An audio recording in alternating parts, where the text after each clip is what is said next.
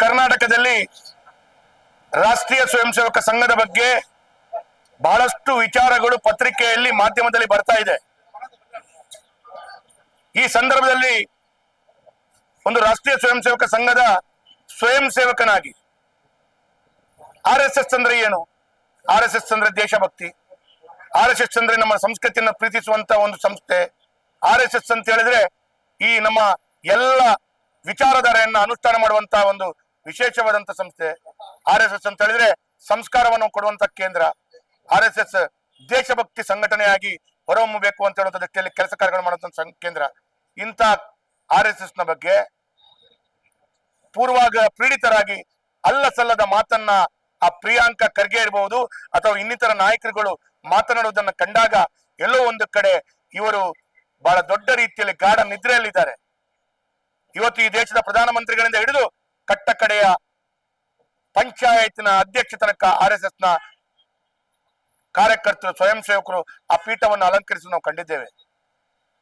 ಒಂದು ಕಾಲಘಟ್ಟದಲ್ಲಿ 1962ನೇ ಇಸ್ವಿಯಲ್ಲಿ ಚೀನಾ ಯುದ್ಧದ ಸಂದರ್ಭದಲ್ಲಿ ಆರ್ಎಸ್ಎಸ್ ನ ಕೊಡುಗೆಯನ್ನ ಕೆಲಸ ಕಾರ್ಯಗಳನ್ನು ಮೆಚ್ಚಿ ಆರ್ಎಸ್ಎಸ್ಗೆ ಆ ಪೆರೇಡ್ ನಲ್ಲಿ ಭಾಗವಹಿಸಲಿಕ್ಕೆ ಅಂದಿನ ಸರ್ಕಾರ ಅವಕಾಶ ಮಾಡಿಕೊಟ್ಟಿತ್ತು. ಎರಡನೇ ಸರಸಂಘಚಾಲಕರಿರುವಂತಹ ಗುರೂಜಿ ಅವರು ದೇವರ ಪಾದ ಸೇರ್ಕೊಂಡಾಗ ಲೋಕಸಭೆಯಲ್ಲೇ ಅವರಿಗೆ ಶ್ರದ್ಧಾಂಜಲಿಯನ್ನು ಅರ್ಪಣೆ ಮಾಡಿದ್ದನ್ನ ನಾವು ಕಂಡಿದ್ದೇವೆ. ಹಾಗಾಗಿ ಅವತ್ತಿನಿಂದ ಇವತ್ತಿನ ತನಕ ಎಲ್ಲ ರಾಜಕೀಯ ಪಕ್ಷದವರು ಆರ್ಎಸ್ಎಸ್ ಅಂತ ಹೇಳಿದ ದೇಶಭಕ್ತ ಸಂಘಟನೆ ಅಂತ ಹೇಳೋದನ್ನು ಹೇಳ್ತಾ ಇರುವಂತ ಸಂದರ್ಭದಲ್ಲಿ ಈ ಒಂದು ಪ್ರಿಯಾಂಕಾ ಖರ್ಗೆ ಅವರು ಆರ್ಎಸ್ಎಸ್ ನ ಬಗ್ಗೆ ಅಲ್ಲ ಸಲ್ಲದ ಮಾತಾಡ್ತಾ ಆರ್ಎಸ್ಎಸ್ ನವರು ತಾಲಿಬಾನ್ಗಳು, ಆರ್ಎಸ್ಎಸ್ ನವರು ಈ ದೇಶವನ್ನ ಪ್ರೀತಿಸ್ತಾರೆ ಅಂತ ಹೇಳಿದ್ರೆ ಅವರು ಅಲ್ಲ ಸಲ್ಲದ ಮಾತನ್ನಾಡ್ತಾ ಇವತ್ತು ಅಂಬೇಡ್ಕರ್ ಪುಸ್ತಕವನ್ನ, ಅಂಬೇಡ್ಕರ್ ಭಾವಚಿತ್ರನ ಹಿಡ್ಕೊಂಡು ಎಲ್ಲೋ ಒಂದು ಕಡೆ ನಾವು ಸಂವಿಧಾನ ವಿರೋಧಿ ಅಂತ ಹೇಳೋದು ತೋರಿಸ್ಕೊಳ್ಳಿಕ್ಕೆ ಹೋಗ್ತಾ ಇದ್ದಾರೆ. ನಾನು ಒಂದು ಮಾತನ್ನ ಈ ಸಂದರ್ಭದಲ್ಲಿ ಹೇಳ್ತೇನೆ. ಯಾರೋ ಒಂದು ವ್ಯಕ್ತಿ ತಮಗೆ ಫೋನ್ ಕರೆ ಮಾಡಿ ಬೆದರಿಕೆ ಹಾಕಿದ್ರು ಅಂತೇಳಿ ತಮಗೆ ಫೋನ್ ಕರೆ ಮಾಡಿ ಬೆದರಿಕೆ ಹಾಕಿದ್ರೆ ತಮ್ಮ ಕೈಯಲ್ಲೇ ಸರ್ಕಾರ ಇದೆ, ತಮ್ಮ ಕೈಯಲ್ಲೇ ತಮ್ಮ ಸರ್ಕಾರದ ಕೈಯಲ್ಲೇ ಗೃಹ ಇಲಾಖೆ ಇದೆ, ತನಿಖೆ ಮಾಡಿಕೊಳ್ಳಿ. ಪತ್ರಿಕೆ ಮಾಧ್ಯಮದವರಿಗೆ ತೋರಿಸ್ಕೊಂಡು ತಮಗೆ ಆದಂತ ಅವಮಾನವನ್ನ ಸರಿಪಡಿಸ್ಕೊಳ್ಬೇಕು ಅಂತೇಳಿ ತಾವು ಸಿಂಪತಿಯನ್ನ ಪಡ್ಕೊಳ್ಳುವಂತ ರೀತಿ ಇದೆ ಅಲ್ಲ, ಇದು ನಿಮ್ಮ ಮಾನಸಿಕತೆಯನ್ನು ತೋರಿಸ್ಕೊಡುತ್ತೆ. ತಮ್ಮ ಸರ್ಕಾರ ಇರುವಾಗ ಮಾಧ್ಯಮದ ಎದುರುಗಡೆ ಅಸಹಾಯಕನಾಗಿ ಆ ಒಂದು ವಿಡಿಯೋನ ಆ ಒಂದು ಕರೆಯನ್ನ ತೋರಿಸ್ತೀರಿ ಅಂತ ಹೇಳಿದ್ರೆ ನಿಮ್ಮ ಸರ್ಕಾರ ಇದೆ, ಏನು ಕ್ರಮವನ್ನು ವಹಿಸ್ಕೊಳ್ಳಪ್ಪ.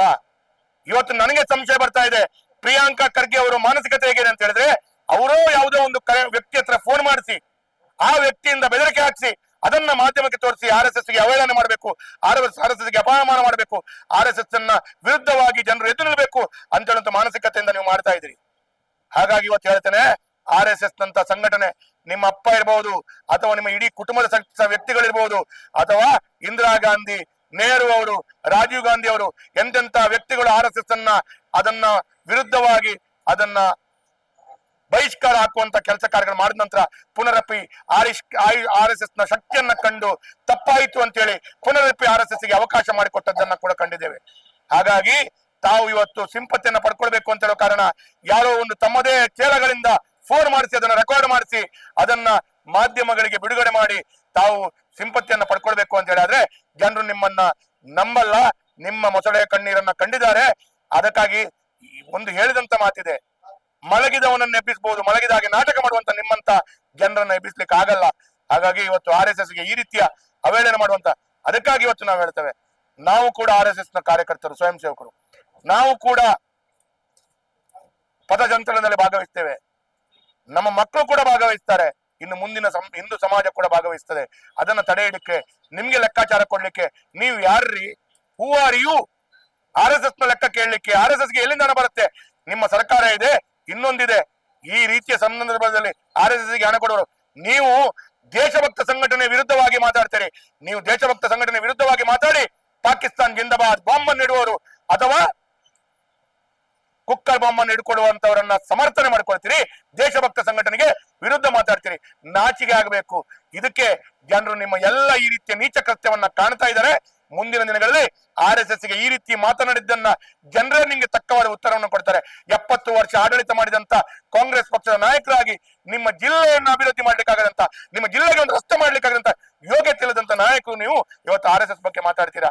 ನಾಚಿಕೆಯನ್ನ ಪಡ್ತಾ ಇವತ್ತು ನೀವು ಹೇಳಬೇಕು RSS ಗೆ ಈ ರೀತಿ ಮಾತನಾಡಿದ್ದನ್ನ ಮುಂದಿನ ದಿನಗಳಲ್ಲಿ ಕ್ಷಮೆಯಾಚನೆ ಯಾಚಿಸುವಂತ ಸಂದರ್ಭಗಳು ಬಂದಾಗ ನಾವೆಲ್ಲರೂ ಇದಕ್ಕೆ ಉತ್ತರವನ್ನ ಕೊಡ್ತೀವಿ.